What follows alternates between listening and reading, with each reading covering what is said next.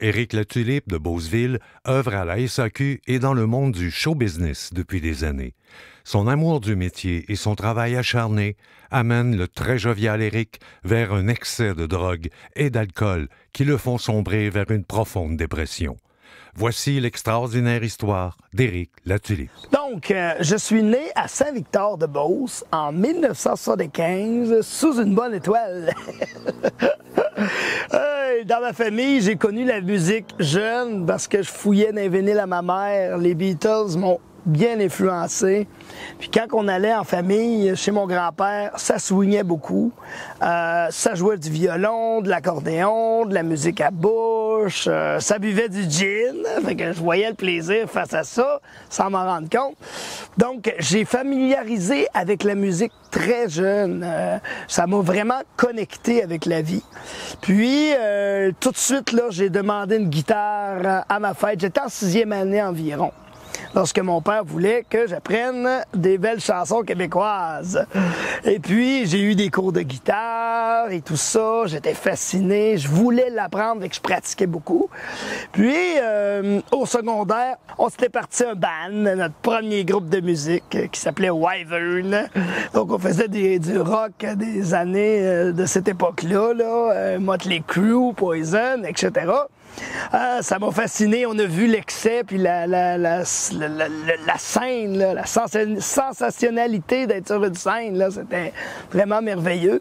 La vitesse arrive, on a du fun, mais on va pas trop à l'école, on commence à fumer des joints durant la récréation, parce que là, on s'amuse plus qu'on travaille, là.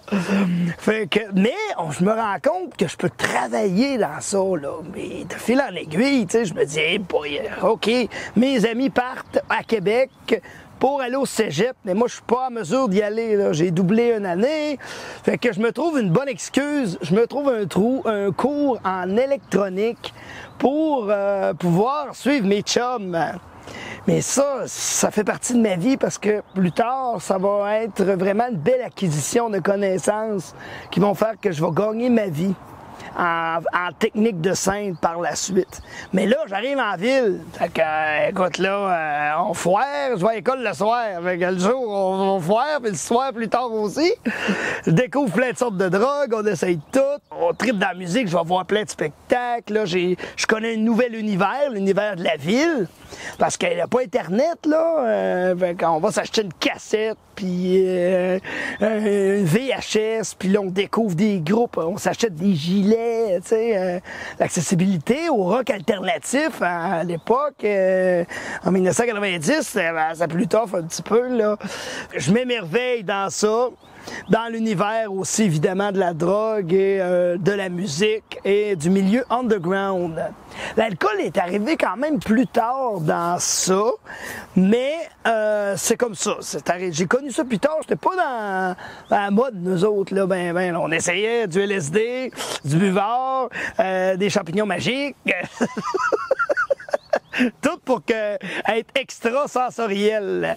Je reviens en Beauce, inspiré musicalement. Là, vraiment, je suis grondé. Mais je me trouve un travail dans mon domaine, en électronique, chez La Rivière Électronique. Mais je veux tellement jouer de la musique que je décide de trouver des gens qui veulent faire de la musique avec moi. Je me pars un groupe en 1996 avec Sandwich.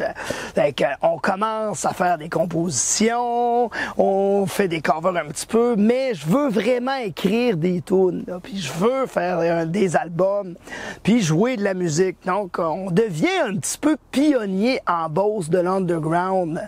Fait que ça m'apporte à vouloir jouer aussi dans des festivals et des événements du coin. Woodstock en Beauce naît. Je vais voir le producteur. Je veux jouer. Ah ouais, t'es du coin. Oui, je veux vraiment jouer. Tu veux jouer, jeune homme? Tu vas vendre des billets. Je vais te donner 7 piastres par billet que tu vends, là. Tu viendras jouer en première partie. OK. Fait que moi, de fil dans l'aiguille, blablabla. Je connais des gens beaucoup. Donc, on fait le spectacle. Je viens pour me faire énumérer. J'ai vendu au-delà de 150 billets, là. Fait que là, le producteur, André, à l'époque, il dit « Hein? Voyons, je te paye plus cher que les groupes que j'ai engagés.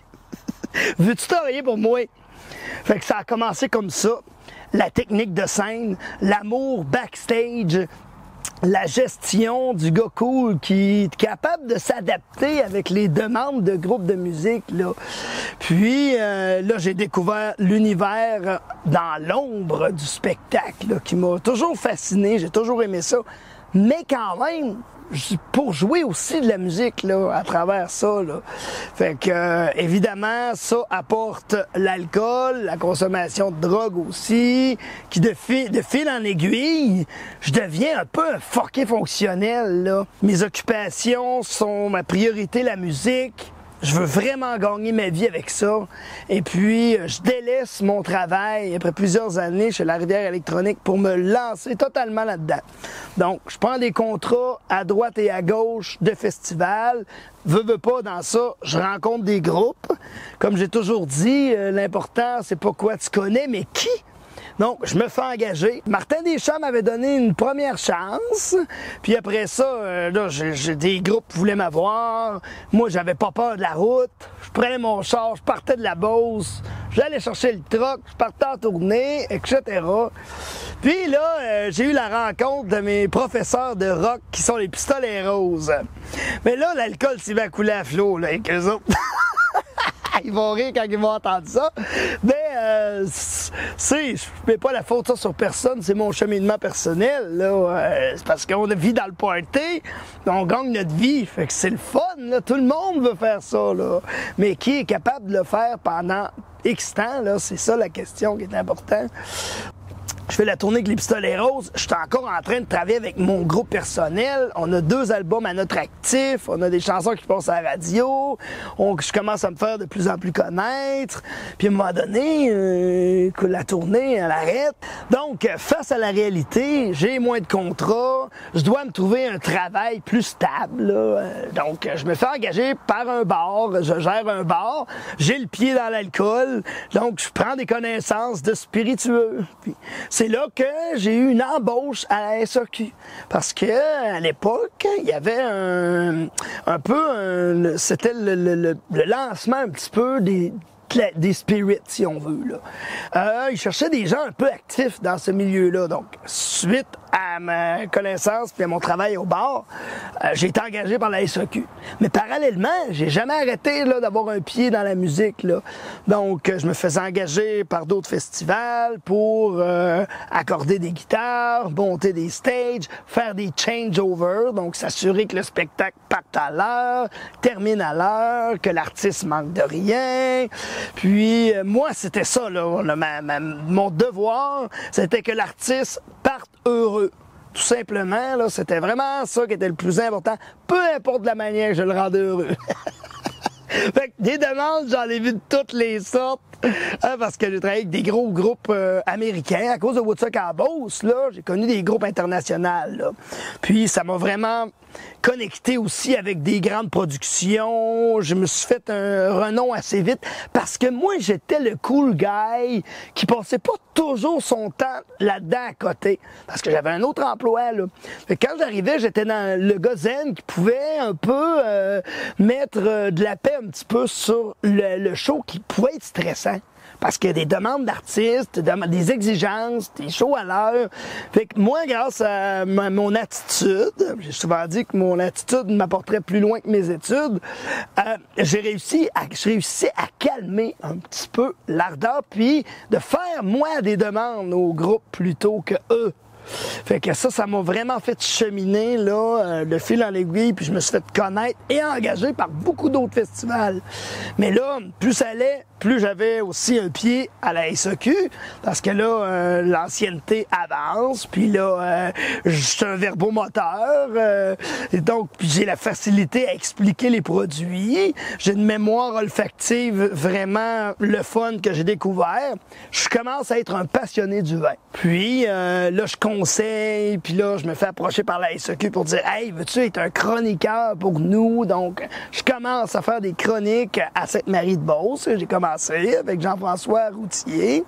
Puis, de fil en aiguille, toutes les semaines, je présente des produits. Les représentants aussi, là, me font goûter des trucs. Je me ramasse dans d'autres stations de radio. Je commence aussi à gérer de l'événementiel autour de l'alcool. Donc, j'ai mon propre kiosque. Je fais découvrir dans les événements de bière, de vin. Je mets sur pied un salon des vins à Sainte-Marie avec des collaborateurs. Je fais de la collaboration à Saint-Georges aussi. Je rentre dans un club de dégustation de vin. Écoute, toute ma vie tourne autour de l'alcool, de la musique.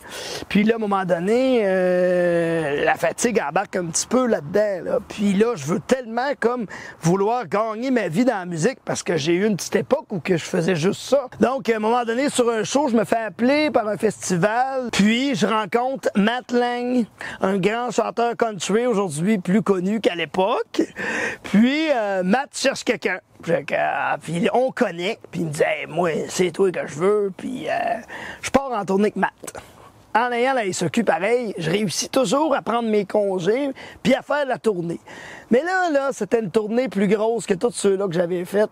On était 10 à la tournée et puis c'était le party à tous les soirs parce que c'était un band country. J'avais jamais vu ça. C'était l'émerveillement du country. Donc, toutes les villes qu'on faisait, c'était le party à chaque soir. Fait que les gens qui viennent nous voir, ça en rendent pas compte de ça, parce qu'eux, ils fêtent un soir, puis ils s'en retournent. Mais nous, on fête le lendemain, puis... Fait qu'à travers ça, une fois, je me suis réveillé dans une autre ville, là. Je me rappelle pas, là, ce bout-là, là. Fait que Matt, il est patient, il m'endure, mais on est comme 2-3 de party là-dedans.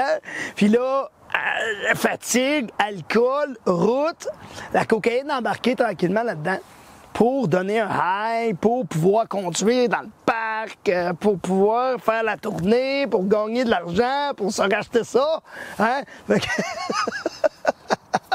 Fait que là, dans mon secret, parce que c'est un petit secret personnel qu'aujourd'hui je dévoile puis ça me dérange pas du tout, la SAQ est très impressionné de ça. Ils font un tournage sur moi avec Urbania, donc je me ramasse avec 1 million de vues sur la double vie d'Éric Latulippe. Donc, je travaille le jour à SAQ, le soir je travaille des shows. Mais là, j'ai comme jamais l'air à dormir. C'est comme louche un peu, là. Fait que ça me rattrape de fil en aiguille, évidemment. Là, la fatigue m'emporte. Je travaille beaucoup trop, puis là, je dois quitter Matt Lang. La COVID arrive, les shows s'estompent, mais Matt, non, il fait les cinéparcs, tout le principe qu'on a vu, là, de bulles, de musiciens, donc je suis toujours dans l'action quand même, mais à la SAQ.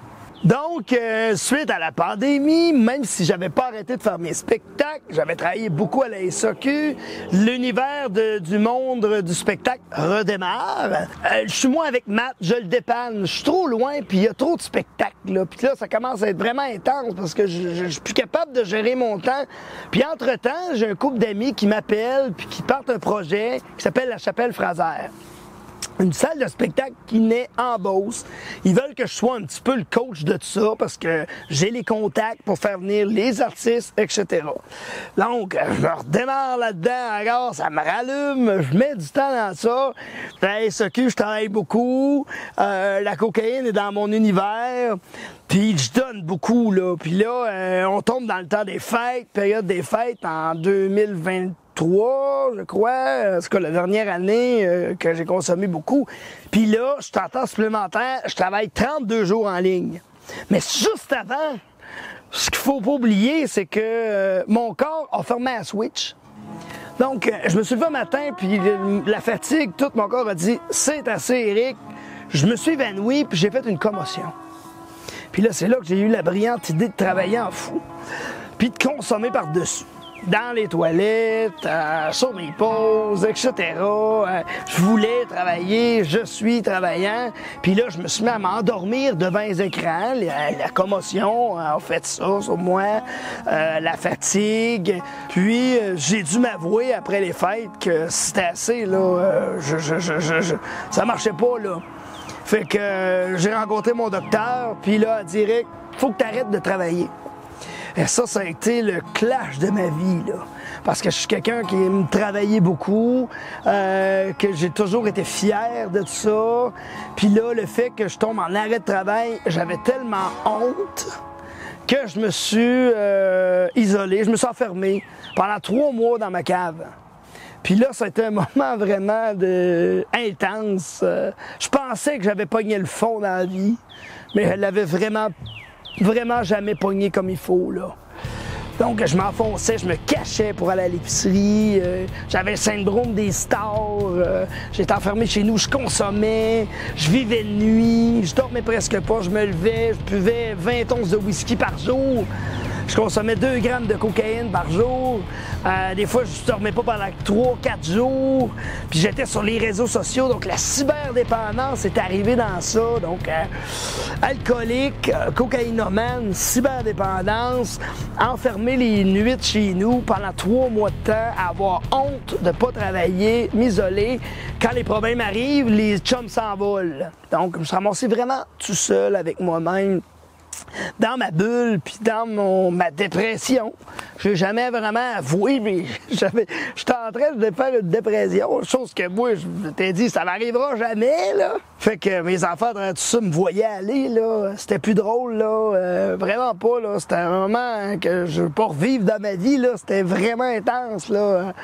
C'est comme si j'étais pas assez cœuré encore, tu sais, puis que je l'avouais pas, là, ce bout-là, là. Tu sais, il fallait que ça fasse encore plus, là. Fait que c'est là que mon fils il était plus capable et il restait avec moi parce qu'il s'était payé un cours en ligne. Lui, il voulait gagner sa vie avec ça. Puis là, il me voyait sur le party en bobette, presque en arrière. C'est qu'il est parti. Il est allé rester chez ma mère. Hey, moi, ça a été une claque, mais probablement pas assez encore, tu sais. Fait que là, il y a de la tension, je me chicane beaucoup, je ne dors pas, je consomme, je suis carrément tout le temps sur TikTok, les réseaux antisociaux, tant qu'à moi. Puis là, à un moment donné, il y a de la friction aussi avec mon petit gars, un autre petit garçon de 13 ans. Là, ça marche plus.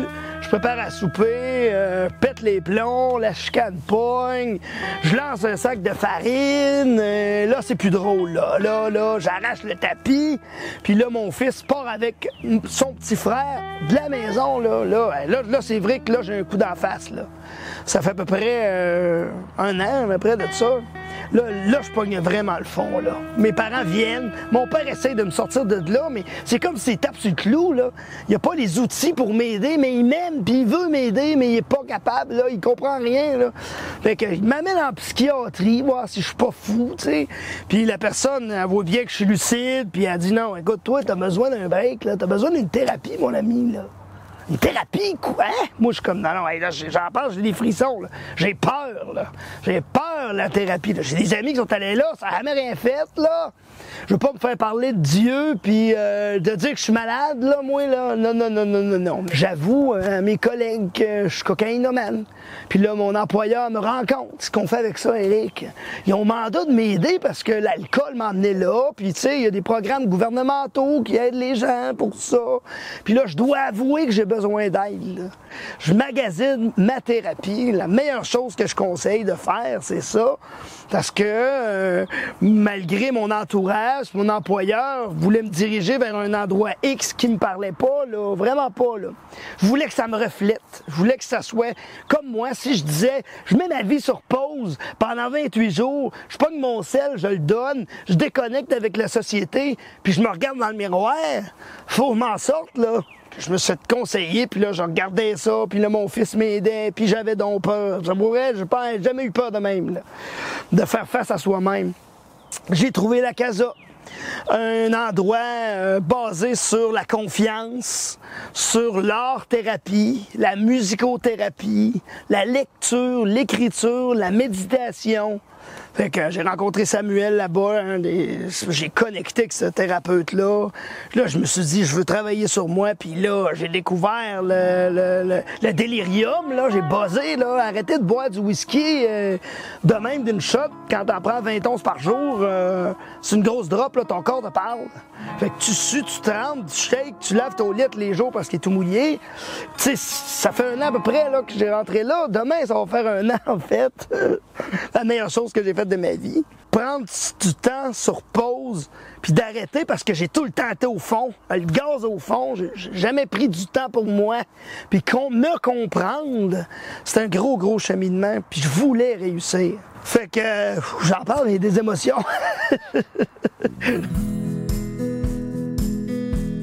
Suite à ça, 28 jours plus tard, je sors de là, mais là, la thérapie, elle commence quand tu sors, pas quand tu rentres là, parce que tu reviens dans la réalité, là. Puis les gens autour de toi, ils n'ont pas arrêté leur vie, là, mais toi, tu penses que tout le monde a fait une pause, là. Non, c'est pas de même. Moi, l'atelier que j'ai trouvé le plus difficile, la première en thérapie, c'est... j'avais une feuille, puis la première question, c'est « Qu'allez-vous faire si vous passez devant une SAQ? Et que faites-vous si vous êtes invité dans un spectacle ou au bar? » Moi, j'ai pogné mon crayon, j'ai mis ça là, j'ai dit « Écoute, c'est ma vie, ça. C'est moi, je gagne ma vie avec ça, là. C'est mon gagne-pain. » Fait que là, elle dit, hey boy, elle dit, toi, Eric, il va falloir vraiment que tu te désensibilises. Quoi? Oui, désensibiliser, ça veut dire t'exposer à ça. Fait que moi, je suis sorti de la thérapie, je suis allé sur une terrasse. Ensuite, je me suis pitché sur une terrasse avec ma meilleure amie qui est venue me chercher. J'ai pris un cocktail sans alcool, j'ai mangé un bon tartare, je suis reparti de là. Puis là, de fil en aiguille, je voulais pas rentrer tout de suite à SAQ, je voulais une pause là quand même. Là. Mais mon employeur voulait que je revienne, bref, en tout cas, tout ça. Puis là, je me suis dit, bon, je m'expose, je vais aller voir des shows, je vais aller, je peux pas m'empêcher de voir des gens autour de moi qui consomment de l'alcool, il y en a partout, c'est rendu une banalité. Là, j'ai dit, bon, faut que je confronte ça en m'exposant. Je vais essayer de comprendre pourquoi je me bats pour arrêter de me battre. Fait que c'est comme ça, moi, que je me suis mis à lire sur la psyché, la psychologie, le subconscient, comment me comprendre. Puis j'ai médité. Donc, la méditation m'a vraiment sauvé. Pendant 4 mois, j'ai fait que ça. Ensuite, j'ai découvert les douches glacées. Ce qui m'a aidé à pogner un high de dopamine et de sérotonine, puis de la noradrénaline pour aller chercher mon buzz de cocaïne que je ne retrouverai jamais. C'est une discipline aussi, donc discipline au lieu d'être motivation, discipline. Donc, tous les matins, 3 expressos, 3 minutes dans l'eau frette, méditation. Donc, ça m'a apporté à me comprendre mieux puis à pouvoir gérer vraiment ma vie d'une façon merveilleuse. Je travaille encore dans l'alcool, mais je suis comme un peu quelqu'un qui picosse dans la matrice, là, tu sais. Je fais de la conscience humaine à travers ça. Les clients, ils aiment ça, tu sais, ils voient mon cheminement, puis ça les inspire. Tu sais, aujourd'hui, je reviendrai jamais à l'arrière. Quelqu'un me donnerait $1 million dans mon compte de banque. Je reviendrai pas en arrière pour ça.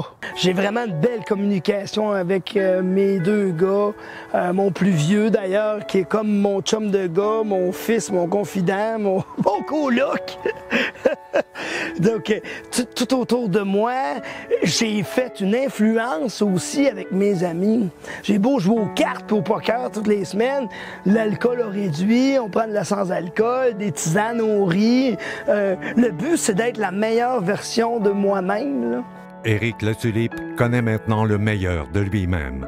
Sa profondeur d'âme lui a permis d'ouvrir de nombreux chemins professionnels et lui permet aujourd'hui de rayonner dans sa propre vie. C'est avec générosité qu'il nous a offert son histoire pour que d'autres en bénéficient. C'est ça la vie. Alors, la seule chanson que j'ai écrite en sobriété, ma dérape. Dans ma casa, y en a qui rentrent, y en a qui sortent, d'autres qui s'en sortent. Dans ma casa, c'est ma terrasse, dans ma dérape.